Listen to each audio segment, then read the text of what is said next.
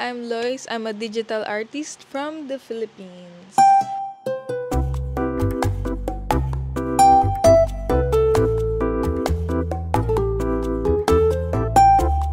Final output, and I think okay naman yung final output. So today, unlike my other videos na mga vlogs, mga travels, samahan niyo naman ako ngayon na gawin yung isa sa paborito kong gawin, which is mag-drawing! Woo! Ayan, kung di nyo pa nahalata, ito ay aking mga drawing, mga illustrations. So, simulan natin tong idea na to. Bakit ko to ginagawa tong video na to? Dahil sa collab art namin ng friend ko na si Francis. Ito yung IG niya. Nag-reply lang ako sa story niya na, uy, ganda, nag-i-improve na yung art mo, ganyan. Tapos sabi niya, mag-collab art daw kami. So, ito yung result ng aming kaboringan. Although busy kami, I believe pag artist ka, hindi ka mawawalan ng time para sa art mo. Kumbaga pag wala kang nagagawang art, parang may kulang sa ginagawa ko sa buhay.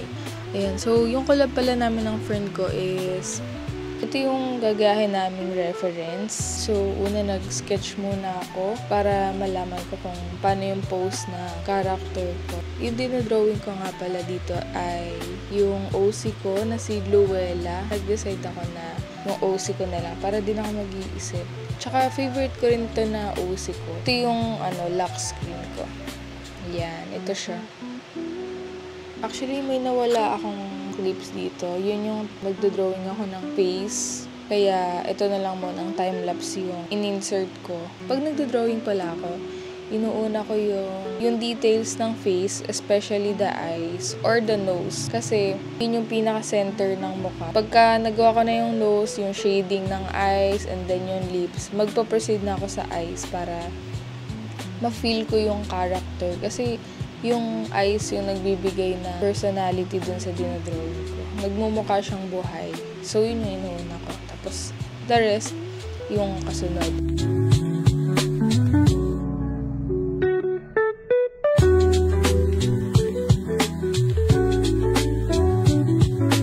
And then, after ko mag-sketch, final sketch is maglalagay na ako ng buong silhouette ng character ko para dun ako maglalagay ng mga flat colors. Medyo nag-struggle pala ako dito, lalo na sa kamay kasi super hirap mag-drawing talaga ng kamay, no? Tapos dito, wala pa akong reference na kinuha. So, tumitingin lang ako kung paano yung kamay ko sa salamin. Then dito, inaayos ko naman yung pagkahawak niya sa tali. Pinalitan ko yung pose niya, mas nilapit ko para mas tama yung anatomy. Kasi yung kanina parang isakto yung tali at saka yung kamay niya. Ayan, tapos tinuloy ko na yung pag-paint sa mga shadows and highlights sa ibang parts ng katawan niya.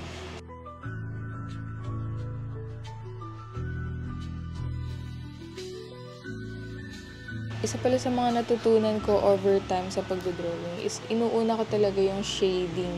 Doon mag-i-start yung analyzation ko ng depth niya kung saan yung ilaw, ganyan. Tapos later on, doon na rin ako nagbe-base kung saan ako mag-highlights. Kasi syempre, kung mayroong shadow, mayroong highlights. Kaya ito highlights. Ito yung shadow.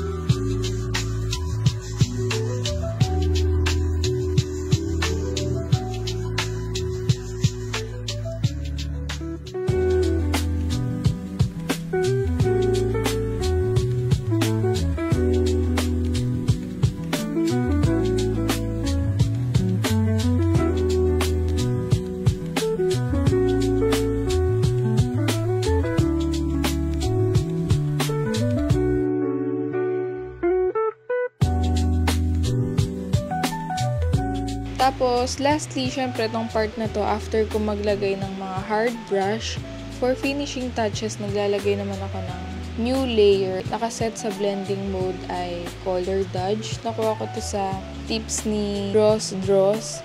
pampaad lang siya ng buhay. Magpa-pop yung color. Gamit yung airbrush, magpe-paint ako dun sa mga gusto ko yung highlighted yung color nila. Matingkad, parang nag-glow effect. And ito na nga pala yung aming finished collab art.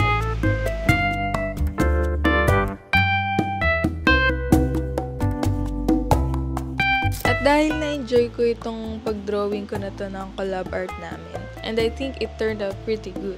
Kaya naisipan ko i-enhance pa to, so gagawa tayo ng character sheet.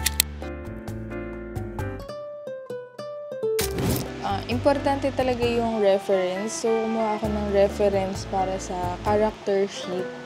And then dinrawing ko rin yung barrel.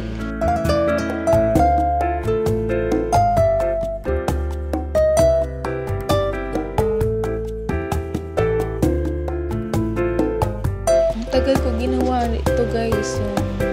Ang tagal ko ginawa tong character sheet na to. Lastly, syempre, tatapusin naman natin tong drawing na to with a full illustration art.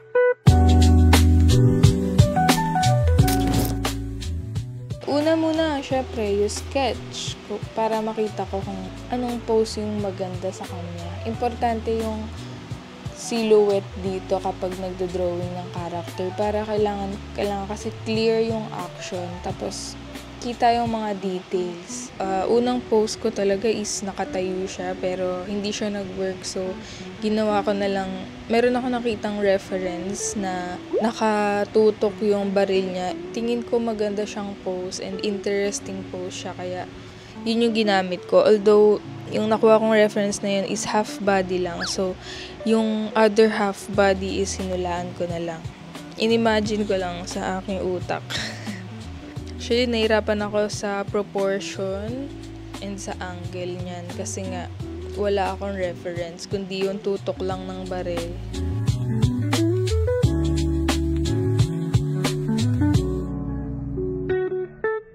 Yung art style ko pala na ginugol is Valorant/Arcane, mostly yung art style ko. Doon ako comfortable and yun din yung gusto kong art style na ma-achieve, kaya yun yung ini-study ko.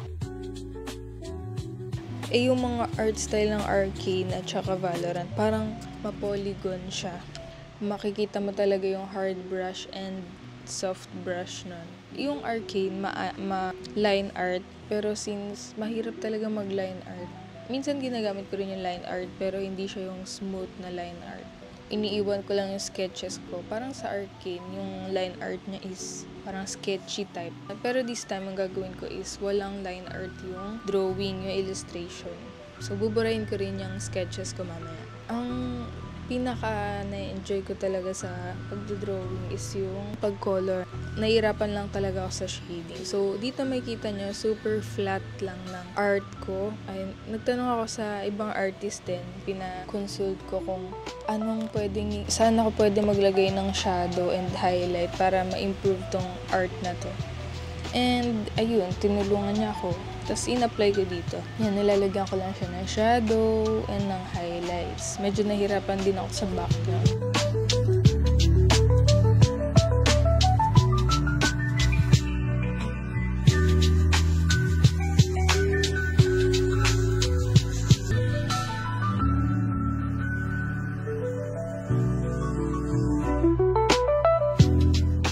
So, ito ang final output and I think okay naman yung final output.